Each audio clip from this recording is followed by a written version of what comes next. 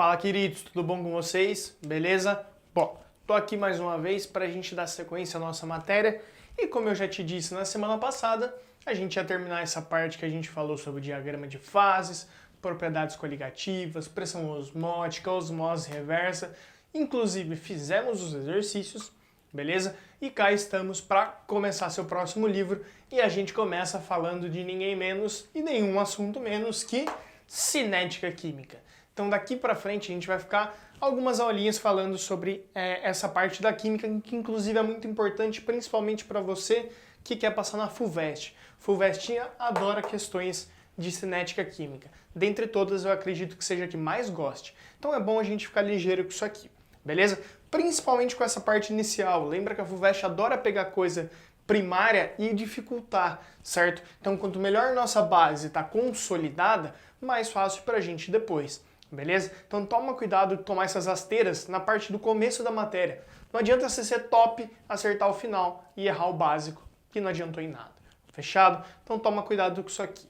Primeira coisa que a gente tem que deixar muito claro. O que seria uma cinética química? O que estuda cinética? Bom, cinética estuda movimento. Então movimento químico, movimento das partículas. Beleza? A cinética química, ela estuda a velocidade de reação. O que é uma velocidade de reação? Galera, a velocidade de reação é a taxa, certo? A variação que eu tenho da quantidade de reagente inicial até determinado tempo.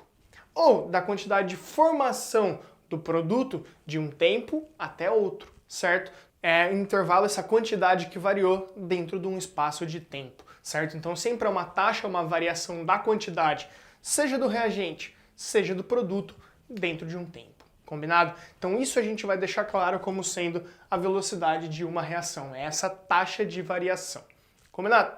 Isso tem que estar muito claro para todo mundo, certo? Inclusive o porquê da gente estar estudando isso, certo? Tem tudo a ver com o dia a dia, reação, por exemplo, que vai enferrujar o seu portão por culpa do ar, oxigênio e água, então que vai causar ferrugem. Tem tudo a ver com isso, certo? Se você tiver um open oxigênio e água, vai acontecer mais rápido. Em regiões mais secas, já não é tão fácil de acontecer, porque a reação tem uma velocidade menor devido ao meu Deus do céu, devido à menor quantidade da umidade do ar, certo? Então tem esse tipo de problema e a gente tem que ficar ligeiro com isso.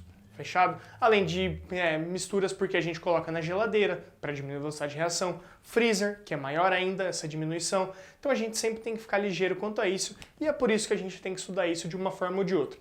Além de cair no nosso vestibular, então a gente tem que estar sempre em dia com essa matéria. Combinado? Outra coisa que geralmente cai e às vezes pode acabar te atrapalhando.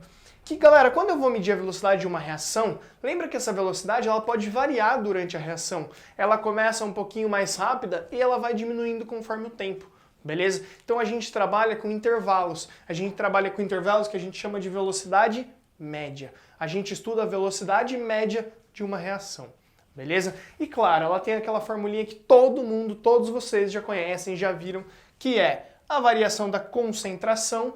Isso eu estou falando mais para soluções líquidas, certo? Concentração, variação do número de mols, pode ser também, beleza? Então aqui, ó, tanto concentração quanto número de mols. E se for gás, pode ser a variação do volume, certo? A variação do volume em litros, metro cúbico e etc. Não quero entrar nessa parte de unidade de medida. Mas é a variação do que você tem, seja o número de mols, seja a concentração, seja volume para os gases, certo? E claro, dentro de um espaço de tempo. Não foge muito da velocidade média da física. Só que lá eles usam o espaço, que é muito mais chato. Aqui a gente usa a quantidade que está passando de um lado do reagente para outro do produto, certo? Então, nesse exato momento, é uma professora de física me olhando muito feio aqui e não tem o que fazer. Física é bem mais chato, qualquer pessoa sabe disso, não é? É, óbvio, ela concordou. De fundo, depois na edição eu vou colocar que ela concordou, certo? Então, a gente tem que ter isso em mente e é muito fácil de ser calculado, beleza? Só lembra disso aqui, ó, o módulo. Eu preciso do módulo, por quê?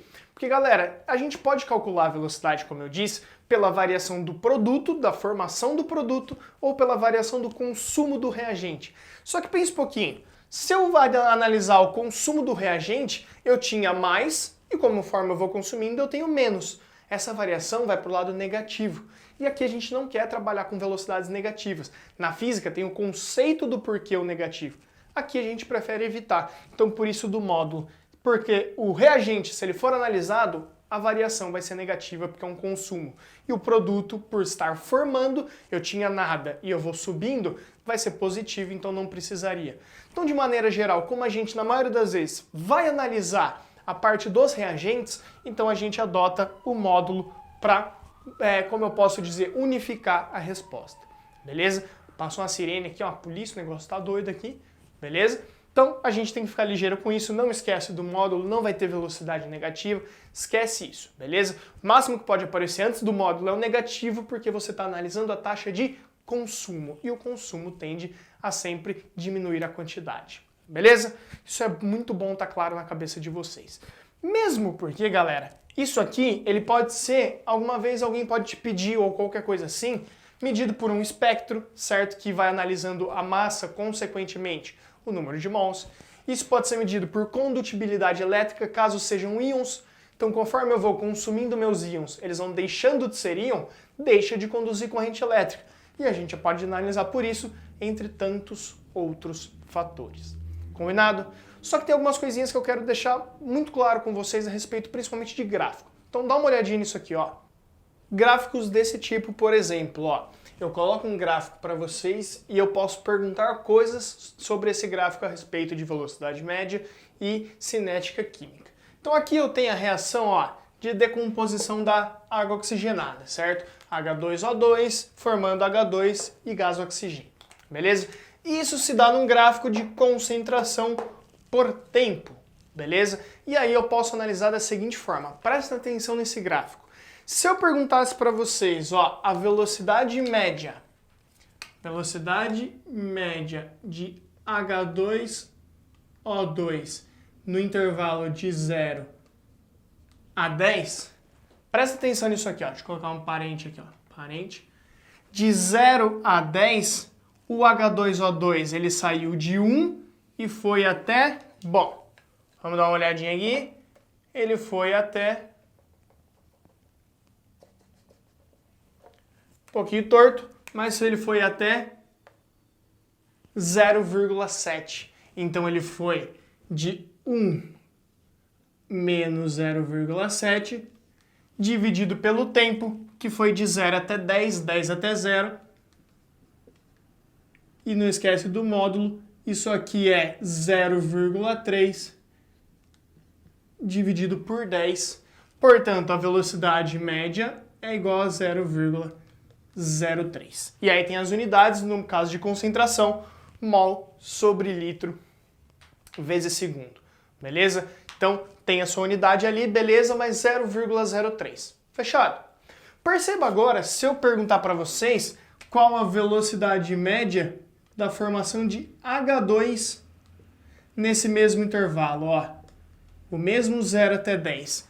Ó, o H2 ele veio de 0, subiu, subiu, subiu, a hora que chegou no 10 ele estava em 0,30. Então, ó, 0,30 menos 0 que vai dar a mesma coisa, certo? Não esquecendo do módulo, que é o 0 menos 0,30. E embaixo, o mesmo 10. Então, eu tenho aqui a mesma taxa de velocidade, ó, 0,3 por 10, que dá o 0,03 igualzinho ao anterior. Agora, olha lá no final, quando eu tenho a velocidade média do O2 de 0 a 10 também, ó. O O2, eu tenho ele saindo de 0 e chegando até 0,15 aqui mais ou menos, ó. Então ele vai de 0 até 0,15, coloca em módulo, dá os mesmos 0,15, dividido por 10, isso aqui dá 0,015.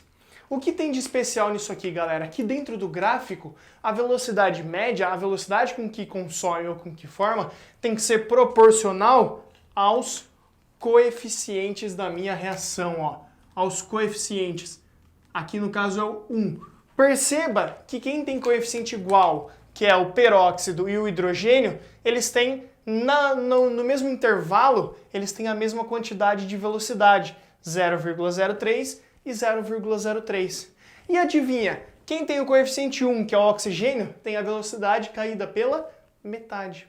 certo? Então, quando eu falo a respeito da velocidade de cada reagente ou produto, eu sou obrigado a observar que isso acontece, que o coeficiente influencia diretamente nas medidas do gráfico e, claro, influencia diretamente na reação, beleza? No consumo ou na formação, no caso dos produtos, beleza? Então, o coeficiente está sempre ligado com isso, certo? Então, eu posso fechar escrevendo de maneira genérica que a velocidade média de uma reação, no caso dessa reação, por exemplo, ela é a velocidade média do H2O2 dividido pelo coeficiente, que é 2, certo? Deixa eu escrever de roxo.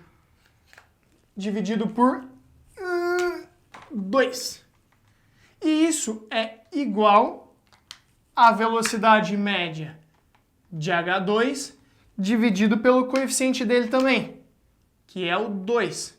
E isso é igual à velocidade média do O2 dividido pelo coeficiente do O2, que é o 1.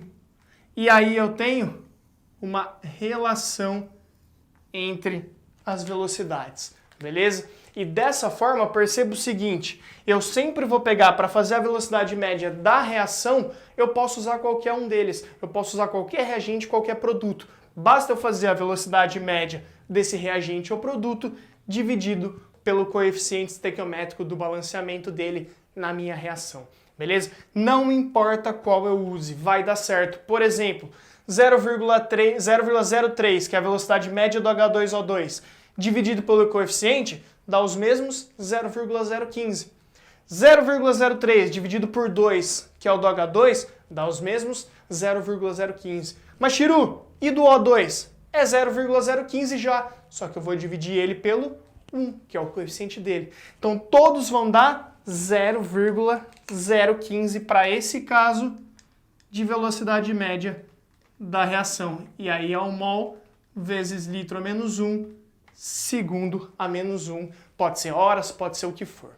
Beleza? Mas é esse exemplo que eu queria que você tivesse, que está sempre ligado ao coeficiente de relação de balanceamento estequiométrico. Fechou? Principalmente dentro do gráfico. Então eu tenho o cálculo da velocidade média para cada reagente produto e da parte global, da parte da reação, é só eu pegar um deles e dividir pelo seu coeficiente. Fechou? Beijão no seu coração. Segunda a gente faz exercício sobre isso e até mais.